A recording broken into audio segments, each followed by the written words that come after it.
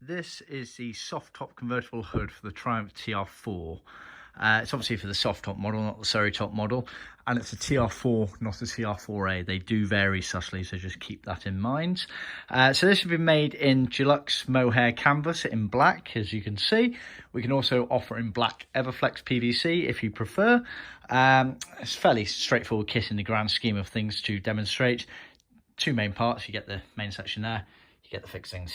Fixings, we supply the female fixings required, not the males. Males we can supply, but they are sold separately, so bear that in mind. We don't insert them into the hood. That is a very risky game due to inconsistent fixing holes on the cars, etc. To go over in a bit more detail, the hood, so obviously that's the back of the car, front of the car. So it's all stitched together as original. You have the 3 version window at the back here, no zip out window. That wasn't original for the TR4.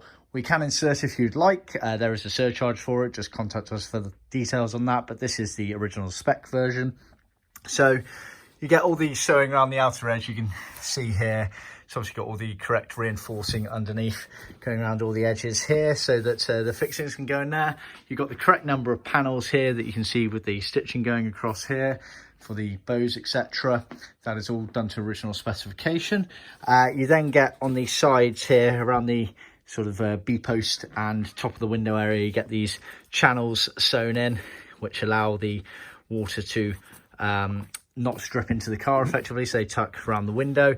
You also get that channel there which is again pre-sewn in to try and kind of divert the water off the window area into the front or the back of it to drain away. You get these flaps here helping to attach in the car, etc. Then on the front edge here, flip it over, these bits sewn in here, you can feel, well, I can feel, they've got metal in there, so you get one, then a big one in the middle, then another one at the end there. That clips underneath the head rail in that strange way that the TR4s did, but it's all done to original specification. Fixings there. Let me just try and flip this semi over. Then you can see on the back here you have this sewn on again for helping to fit to the bows going across, etc. So all done to original specification, as you can see. We will warn you that the hoods in general are quite hard to fit. They're not like an interior part where you can have a few goes at them. Generally speaking, they're a bit of a one-way street because you have to start putting fixings in them. So if you're unsure at all before you get started, and even, you know, professional trimmers with experience, they do struggle on these things. We've made these things day in, day out for 40 years now.